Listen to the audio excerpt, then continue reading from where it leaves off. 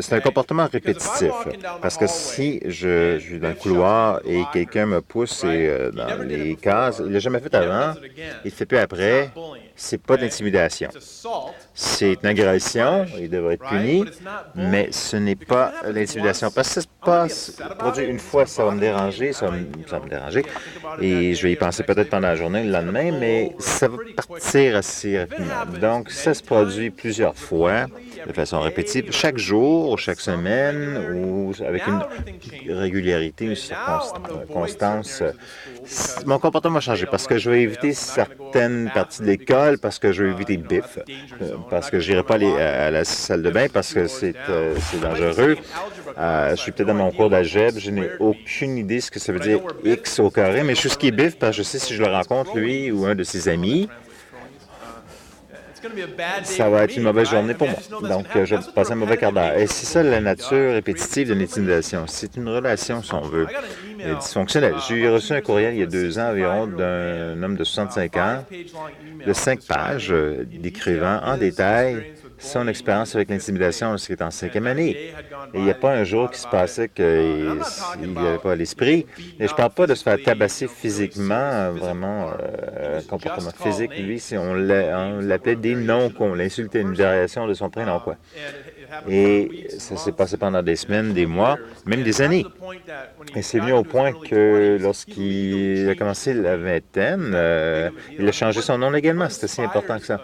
Donc, qu'est-ce qui inspire un homme de 65 ans d'envoyer un courriel à un étranger, de parler de son expérience d'intimidation d'il y a 50 ans? Et c'est ça, la nature répétitive, et c'est ça que ça cause.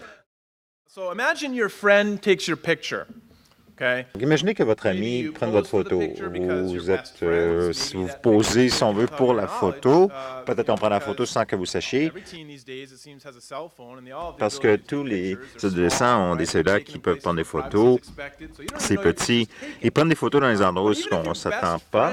Mais même si c'est votre meilleur ami, et une chose qu'on sait au sujet des adolescents, c'est que le terme « ami », c'est assez fluide. Un jour, c'est notre meilleur ami, le lendemain, on est pire ennemi parce que tu as regardé mon chum de la mauvaise façon ou tu as porté le même chandail que moi, je sais pas, tu me fais chier. Donc, j'ai téléchargé ta photo à hotornot.com où on peut juger de si t'es belle ou non.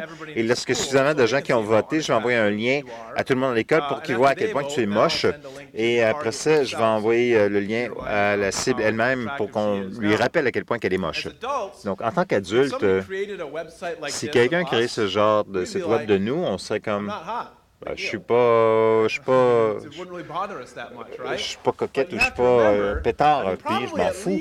Mais souvenez-vous que peut-être 2 tiers d'entre vous avaient déjà été adolescents, me semble. Peut-être un petit peu plus que ça. Mais vous devez vous souvenir comment c'était à l'époque, qu'est-ce qui était important à l'époque. C'était vraiment la perception des autres qui était importante. Et dans ce cas-ci, c'est pas l'intimidateur qui pense que vous êtes moche, mais c'est le monde au complet peut-être. C'est peut-être l'intimidateur qui clique dessus une millier de fois, mais du point de vue de la cible, tout le monde s'y met. Je leur parle de toutes les mauvaises choses que leurs enfants font en ligne. Vous savez, la cyber-intimidation et les choses inappropriées. Peut-être qu'ils envoient des textos sexuels, ce genre de choses-là.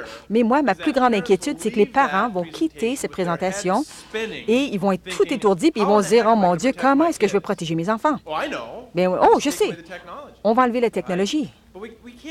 Mais on ne peut pas leur retirer la technologie, puis on ne devrait même pas essayer. La technologie, ce n'est pas le problème. L'intimidation, ça existait bien avant Facebook.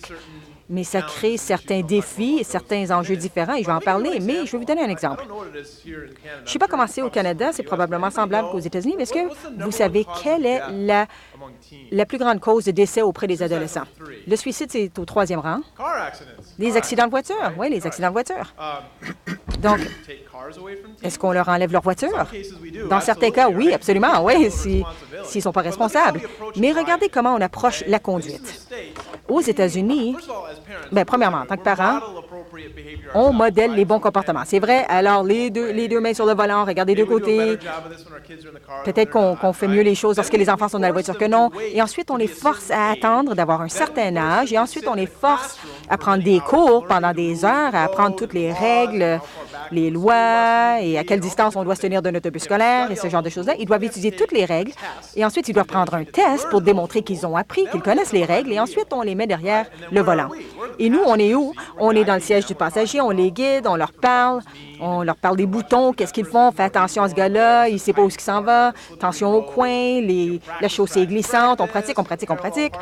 Bon, le stationnement parallèle, tout ça. Et ensuite, ils doivent prendre un autre test de conduite et ensuite, on leur donne un permis de conduire. Mais après leur avoir donné le permis, la loi impose des restrictions, les parents imposent des restrictions, rentrer avant le coucher du soleil, personne dans la voiture, pas de texting, etc. Donc, c'est quoi notre approche sur la technologie? On leur donne un cellulaire et dit « ferme notre cas ». Donc, c'est le problème ici. On doit prendre le temps d'enseigner aux adolescents comment utiliser ces appareils de façon sécuritaire et appropriée. C'est une chose que je veux qu'on s'entende aujourd'hui, c'est que c'est des gens bienveillants. Quand on est des gens bienveillants, que les enfants sont importants pour nous, c'est notre responsabilité à chacun et chacune d'entre nous de faire quelque chose. Nous avons toute l'obligation légale, morale, etc., de faire quelque chose. Je ne dis pas que l'école devrait expulser des élèves qui ont fait ça, mais ils savaient très bien que les élèves ont avoué de faire qui vous dit quelque chose sur le sujet ici, c'est... Bon, je ne m'attends pas que la police fasse quelque chose, qu'ils arrêtent les enfants, qu'ils amènent à la prison et je ne sais pas qui le fournisseur de services Internet qui veut bannir le service, mais je cherche quelque chose. Tout le monde a l'obligation de faire quelque chose. Et je ne sais pas si c'est exactement ce que je pourrais faire ici, on pourrait dire, mais je suis de ton côté. Parce que ça, c'est mal faire ça. Tout le monde est d'accord que c'est mal. Alors, souvent, la personne qui est cible se sent seule, se sent que c'est eux contre le monde.